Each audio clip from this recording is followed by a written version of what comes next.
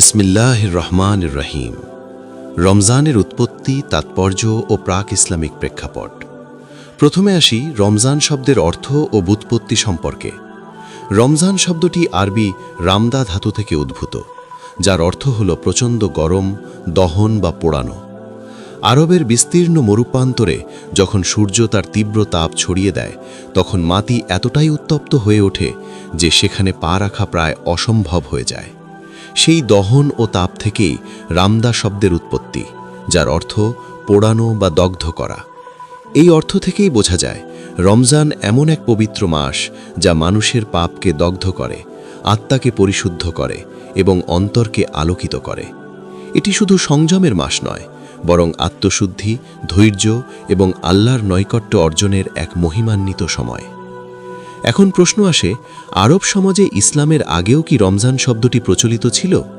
ইতিহাস থেকে জানা যায়, ইসলাম আগমনের পূর্বেও আরবরা চান্দ্র মাসগুলোর নাম ব্যবহার করত এবং রমজান সেই মাসগুলোর একটি ছিল। তবে সেই সময় এর ধর্মীয় তাৎপর্য আজকের মতো ছিল না। ইসলামের আগমনের পর এই মাসকে আল্লাহ বিশেষ মর্যাদা প্রদান করেন এবং মুসলমানদের জন্য রোজা ফরজ করা হয়, যার মাধ্যমে রমজান একটি অতুলনীয় আধ্যাত্মিক মাসে পরিণত হয়। ইসলামের আগেও আরবরা রমজান মাস সম্পর্কে পরিচিত ছিল। তারা চন্দ্র মাস অনুযায়ী বছর গণনা করত এবং সেই হিসেবেই রমজান ছিল বছরের নবম মাস। তবে সেই সময় তাদের রোজা আজকের মতো সুশৃঙ্খল ও বিধিবদ্ধ ছিল না, বরং কিছু আচারগত ও অনিয়মিত ধর্মীয় চর্চার মধ্যেই সীমাবদ্ধ ছিল। কিছু ঐতিহাসিক সূত্র থেকে জানা যায়, রমজান মাসে আরবের অনেকে কাবা শরীফের নিকটে অবস্থান করত, ইবাদত করত এবং দান খয়রাত দিত। তবে তাদের এই ধর্মীয় চর্চা ছিল শুদ্ধ তাওহীদের শিক্ষা থেকে অনেকটাই বিচ্যুত একটি সমাজের আংশিক অনুশীলন মাত্র। আরও একটি গুরুত্বপূর্ণ বিষয় হল, রোজা শুধু উম্মতে মুহাম্মদ সাল্লাল্লাহু আলাইহি ওয়াসাল্লামের জন্য নির্দিষ্ট কোনো বিধান নয়। আল্লাহ তাআলা পূর্ববর্তী নবীদের উম্মতদের ওপরও রোজা ফরজ করেছিলেন। এ বিষয়ে পবিত্র কুরআনে আল্লাহ তাআলা বলেন, হে ঈমানদারগণ, তোমাদের ওপর রোজা ফরজ করা হয়েছে, যেমন ফরজ করা হয়েছিল তোমাদের পূর্ববর্তী লোকদের ওপর, যাতে তোমরা তাকওয়া অর্জন করতে পারো। যেমন ফরজ করা হয়েছিল তোমাদের পূর্ববর্তীদের ওপর, যাতে তোমরা মুত্তাকি হতে পারো। এই আয়াত থেকে স্পষ্ট বোঝা যায় যে রোজা একটি চিরন্তন ইবাদত, যা বিভিন্ন যুগে বিভিন্ন উম্মতের জন্য নির্ধারিত ছিল। এর মূল উদ্দেশ্য হল আত্মশুদ্ধি, সংযম এবং আল্লাহর ভীতি অর্জন করা। রমজান ও নবী ইব্রাহিম আলাইহিসসালাম। নবী ইব্রাহিম আলাইহিসসালাম ছিলেন তাওহীদের মহান পথপ্রদর্শক ও আদর্শ। তার যুগেও নির্জনে ইবাদত করা, আত্মসংযম পালন করা এবং আল্লাহর নৈকট্য লাভের জন্য নিজেকে প্রস্তুত করার অনুশীলন ছিল। তিনি দীর্ঘ সময় আল্লাহর ইবাদতে কাটাতেন। ত্যাগ, সংযম এবং আল্লাহর প্রতি পূর্ণ নির্ভরশীলতা ছিল তার জীবনের প্রধান বৈশিষ্ট্য। বলা যায়, রমজানের যে চেতনা, ত্যাগ, ধৈর্য ও আত্মশুদ্ধি তা তার জীবনেও গভীরভাবে প্রতিফলিত হয়েছিল। হেরা গুহা ও রমজানের সূচনা। রমজান মাসের সাথে ইসলামের ইতিহাসে এক মহামহিম ঘটনা জড়িত রয়েছে। মক্কার নিকটবর্তী হেরা গুহায় মহানবী হযরত মুহাম্মদ সাল্লাল্লাহু আলাইহি ওয়াসাল্লাম নির্জনে ধ্যান ও ইবাদতে সময় কাটাতেন। ঠিক এই পবিত্র মাসেই সেই গুহায় আল্লাহ তাআলা মানবজাতির জন্য হিদায়াতের আলো হিসেবে প্রথম ওহী নাজিল করেন।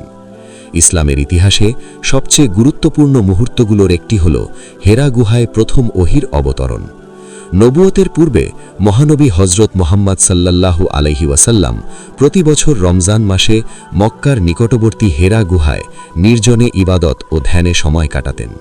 সেই সময় তিনি সমাজের অন্যায়, মূর্তি পূজা এবং নৈতিক অবক্ষয় দেখে গভীরভাবে ব্যথিত হতেন এবং সত্যের সন্ধানে একান্তভাবে আল্লাহর দিকে মনোনিবেশ করতেন।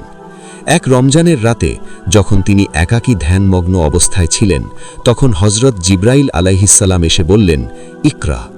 এই শব্দের মধ্য দিয়েই মানব ইতিহাসে এক নতুন যুগের সূচনা হয়। সেদিন থেকেই শুরু হয় আল্লাহর বাণী মানুষের কাছে পৌঁছানোর মহান দায়িত্ব। কেন রমজানেই কোরআন নাজিল হল? রমজানকে শাহরুল কোরআন বা কোরআনের মাস বলা হয়, কারণ এই পবিত্র মাসেই কোরআন নাজিল শুরু হয়েছিল। রমজান এমন এক সময় যখন মানুষের অন্তর নরম হয়, আত্মা পরিশুদ্ধ হয় এবং মানুষ আল্লাহর দিকে ফিরে আসে। এই পবিত্র ও আধ্যাত্মিক পরিবেশেই আল্লাহ তাআলা মানবজাতির জন্য হিদায়েতের আলো হিসেবে কোরআন নাজিল করার সূচনা করেন। এই পবিত্র মাসেই আল্লাহ তাআলা মানবজাতির জন্য তার চূড়ান্ত কিতাব আল কুরআন নাজিল করেছেন, যা মানুষের জীবন পরিচালনার জন্য সর্বশেষ ও পূর্ণাঙ্গ দিক নির্দেশনা। রমজান ও তাকওয়া। রোজার মূল লক্ষ্য হল তাকওয়া অর্জন করা। ক্ষুধা ও তৃষ্ণা মানুষকে স্মরণ করিয়ে দেয় যে সে দুর্বল এবং সম্পূর্ণভাবে আল্লাহর ওপর নির্ভরশীল।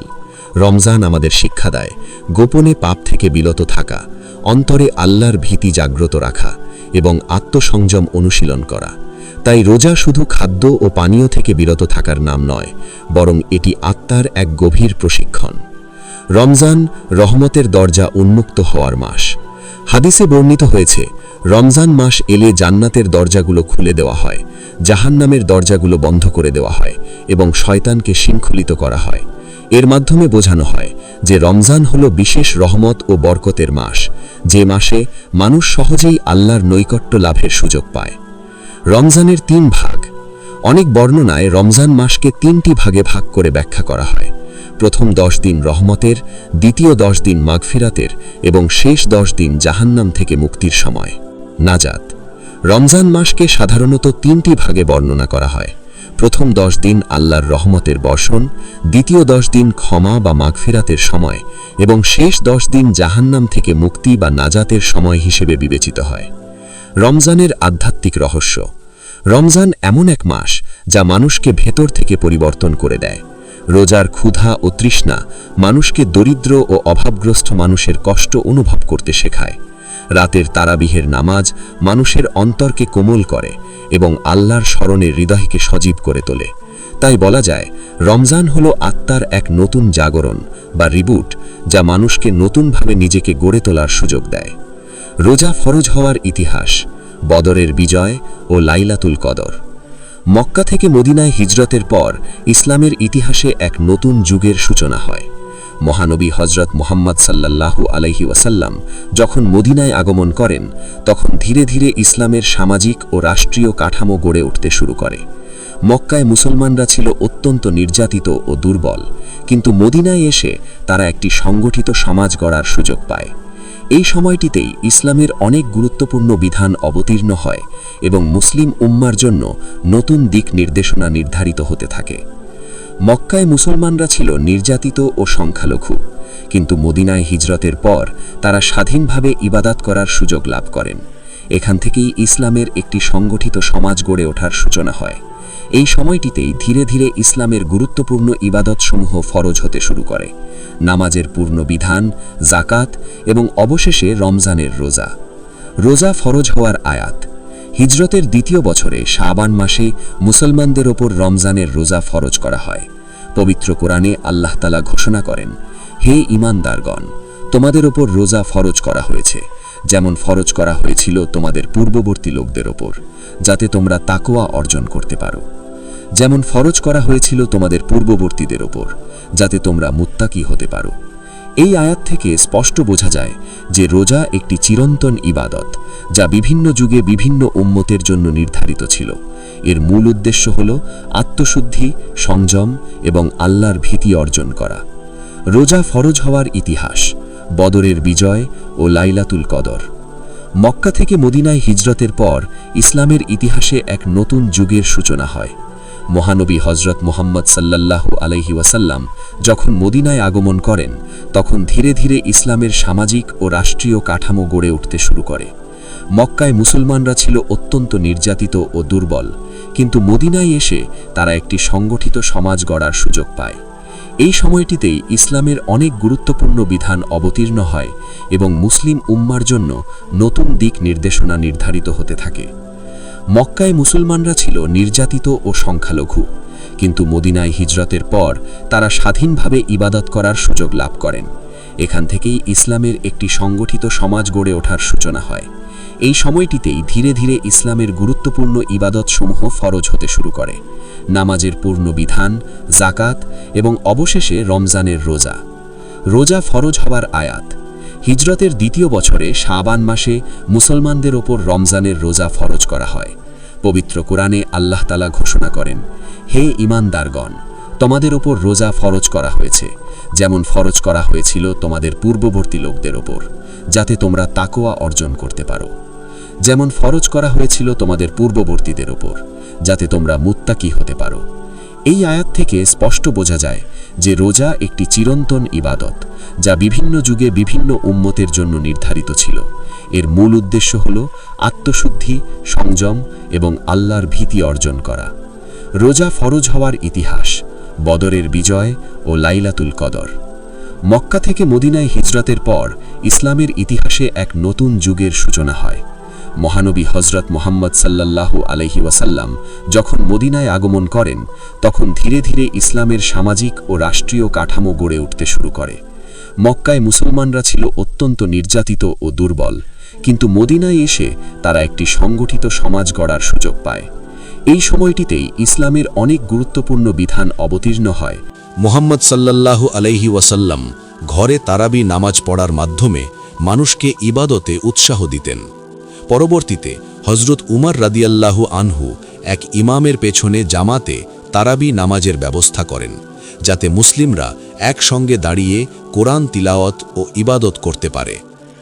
লাইলাতুল কদরের সূচনা। রমজানের সবচেয়ে রহস্যময় ও মহিমান্বিত রাত হল লাইলাতুল কদর। পবিত্র কোরআনে আল্লাহ তাআলা বলেন, লাইলাতুল কদর হাজার মাসের চেয়ে উত্তম। এই রাতেই আল্লাহর বাণী কোরআন অবতীর্ণ হয়। কেন লাইলাতুল কদর গোপন রাখা হয়েছে?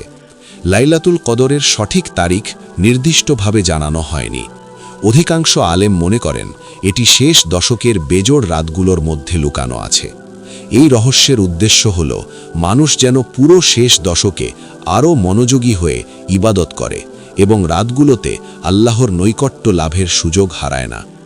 শেষ দশকের ইতেকাফ। রমজানের শেষ দশকে নবী সাল্লাল্লাহু আলাইহি ওয়াসাল্লাম ইতেকাফে লিপ্ত থাকতেন।